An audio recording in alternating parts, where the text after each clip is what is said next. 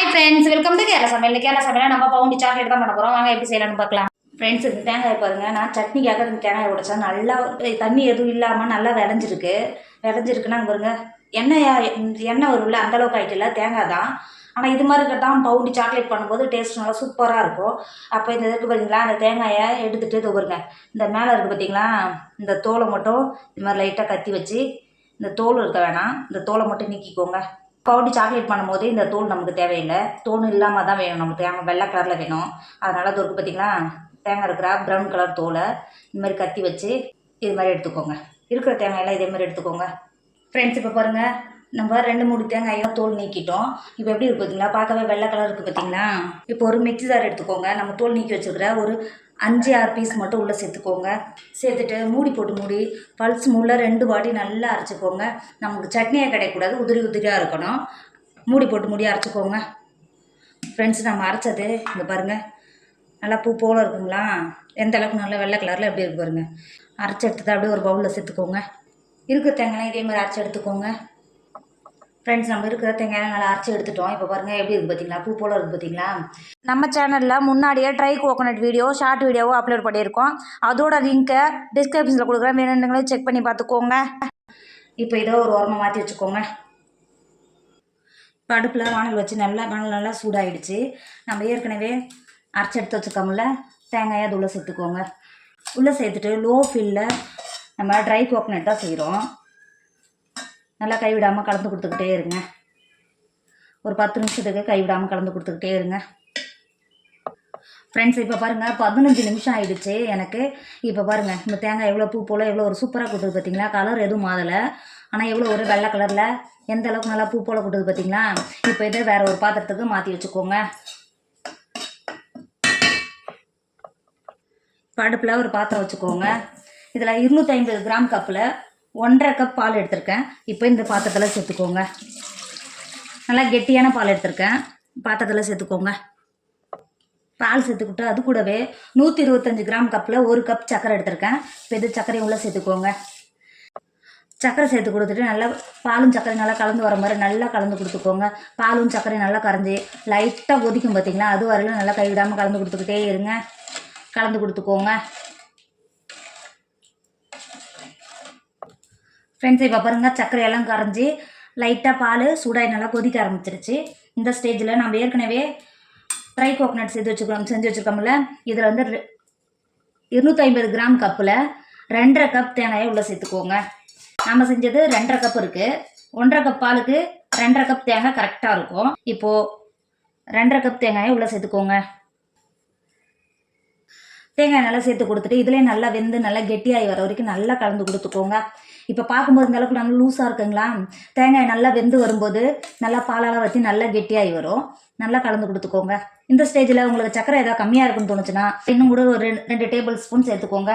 எனக்கு கப்பு பாலுக்கு 2.5 கப்பு தேங்காயும் 1 கப் சர்க்கரையும் கரெக்டாக இருக்கும் அளவு. நல்லா கலந்து கொடுத்துக்கிட்டே இருங்க கைவிடாமல். இப்போ பாருங்கள், ஒரு 5 நிமிஷத்துலேயே எந்த அளவுக்கு நல்லா தேங்காய் நல்லா வெந்து இந்த அளவுக்கு நல்லா வருது பார்த்தீங்களா. இப்போ கைவிடாமல் நல்லா கலந்து கொடுத்துக்கிட்டே இருங்க, நல்லா கெட்டியாகி வரும். இப்போ பாருங்கள், ஒரு 10 நிமிஷம் ஆகிடுச்சு. தேங்காய் நல்லா வெந்து பாலெல்லாம் நல்லா வற்றி வந்துருக்கு பார்த்தீங்களா. இப்போ கைவிடாமல் கலந்து கொடுத்துக்கிட்டே இருங்க, இன்னும் நல்லா கெட்டியாகி வரும். கைவிடாமல் கலந்து கொடுத்துக்கிட்டே இருங்க. அடுப்பு லோ ஃப்ளேமில் வச்சுக்கோங்க. இப்போ இன்னும் நல்லா கெட்டியாகி வரும். நல்லா கைவிடாமல் கலந்து கொடுத்துக்கிட்டே இருங்க. இந்த ஃப்ரெண்ட்ஸ், இப்போ பாருங்கள், நல்லா பாலெல்லாம் வற்றி எந்த அளவுக்கு நல்லா தேங்காய் நல்லா வெந்து எந்த அளவுக்கு நல்லா கெட்டியாகிருக்கு பார்த்தீங்களா.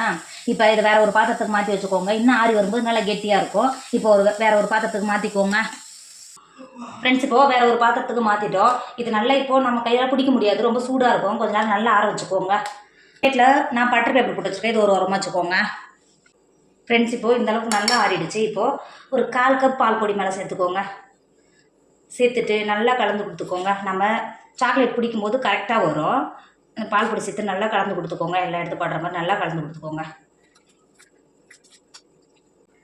இப்போ பாருங்கள், இந்த அளவுக்கு நல்லா கலந்து எடுத்துட்டோம். இப்போ இது வந்து ஒரு 1/2 நெல்லிக்காய் சைஸ் இந்த வரைக்கும் பாருங்கள். இந்த மாதிரி எடுத்து இது மாதிரி ஷேப்பாக இது மாதிரி உருட்டிக்கோங்க. நம்ம பால் பொடி சேர்த்ததுனால சீக்கிரமாக நல்லா உருட்ட வரும் பார்த்தீங்களா. இந்த மாதிரி உருட்டிட்டு நம்ம கேண்டின் சாக்லேட்லாம் கொஞ்சம் நீட்டாக இருக்கும் பாருங்கள், நீட்டாக கொஞ்சம் பட்டையாக இருக்கும் பாருங்கள். இந்த மாதிரி கையை வச்சு நல்லா லெவல் பண்ணி கொடுத்துக்கோங்க. இப்போ உருட்டி எடுக்கும்போது இப்போ எப்படி இருக்கு பாருங்கள். இப்போ நம்ம ஏற்கனவே பட்டர் பேப்பர் போட்டு வச்சுருக்கோம்ல, இந்த பிளேட்டில் வச்சுக்கோங்க. இருக்கிறதெல்லாம் இதே மாதிரி செட் பண்ணிக்கோங்க.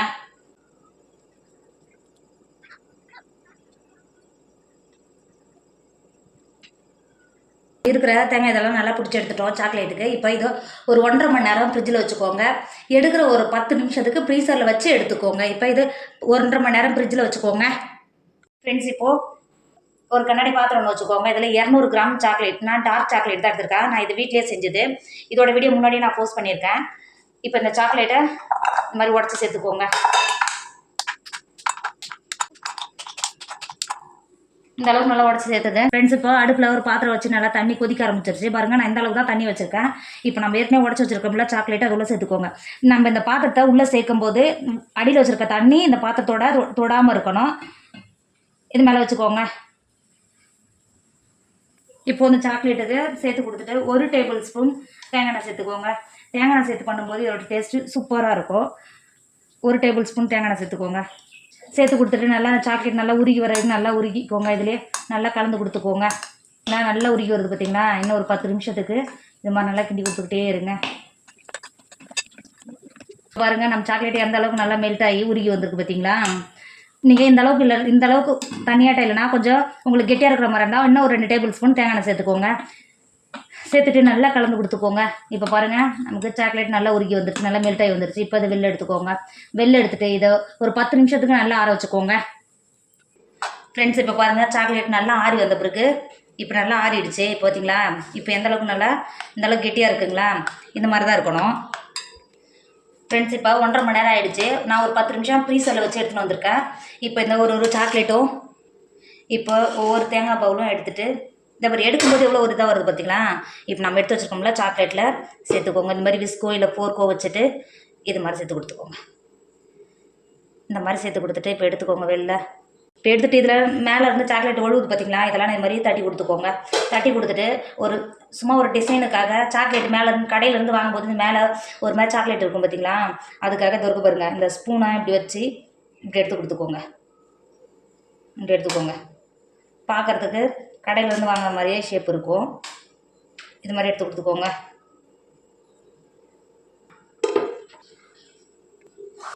நம்ம இது மாதிரி எடுத்து டிசைன் கொடுத்தா சாக்லேட்டை மெதுவாக இந்த பட்டர் பேப்பர்லேயே இது மாதிரி தள்ளிக்கோங்க. இருக்கிற சாக்லேட்லாம் இதே மாதிரி முக்கிய எடுத்துக்கோங்க. ஃப்ரெண்ட்ஸ், நம்மளோட பவுண்டி சாக்லேட் சூப்பர் ரெடி ஆகிடுச்சு. இதை நம்ம சாக்லேட்லேருந்து முக்கிய எடுத்துட்டோம். இப்போ 1 மணி நேரம் இதை ஃப்ரிட்ஜில் வச்சுக்கோங்க.